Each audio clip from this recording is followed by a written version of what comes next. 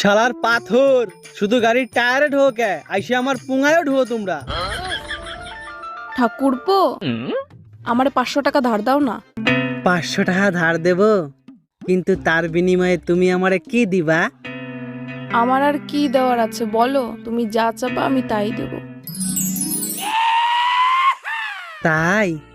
তাহলে আমার একটা দাও। নেও।